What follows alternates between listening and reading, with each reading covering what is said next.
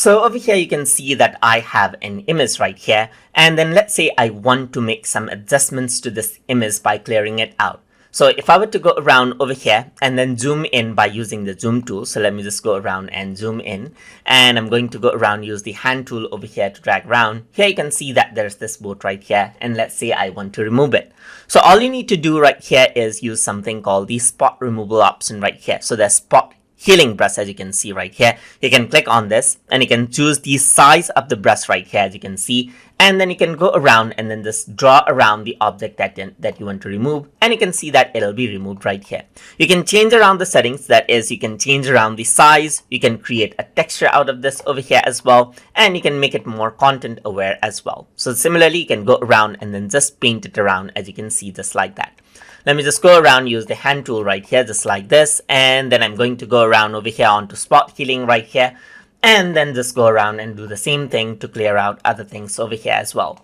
You can go around and hold out the space bar to get the hand tool so that you can move them around easily, just like this as well. So let me just go around, use the hand tool, hold the space bar, and over here on the left side as well. So just go around and paint it, and you can see that it'll take around the surrounding details and then remove them out right here. You want to remove these details right here, then you can see that you can easily remove that, and the content aware tool really helps you out. So you can go around over here. So let's say you want to remove this, you can just go around and then just draw around over here, and you can see that it's removed. So you can go around, increase the size of the brush as well, remove it right here. And you can go around and remove it over here as well. So you can click and drag right here. So you want to remove it, just go around right there, and there you go. So that is what you have, as you can see, and then you can work around with it. So just click and drag right here, just like this, and then you can go around and then click and drag this right here. You can remove this out right here, just like this. Just go around and it'll try its best. And sometimes you get odd results, but no problem right here. You can just go around and then redraw it. So just go and remove it right here. Just go around right here, just like this, and until you get the right option right here, just like this, you can see that you can remove it.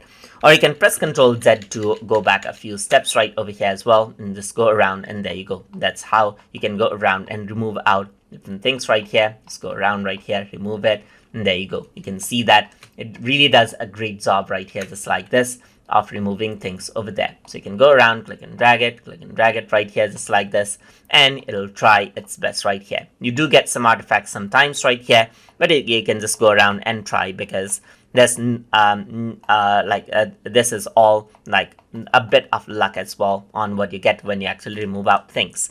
So this is how you can do it, as you can see. So you can go around onto, let's say, magnifying glass, you can go around and zoom out, and this is how it actually looks, as you can see, just like this. Everything has been cleared up right here on the picture, and that is how you can use the spot healing tool inside of Adobe Photoshop Elements. So I hope you guys learned something as always, and as always, please like, comment, share, and subscribe.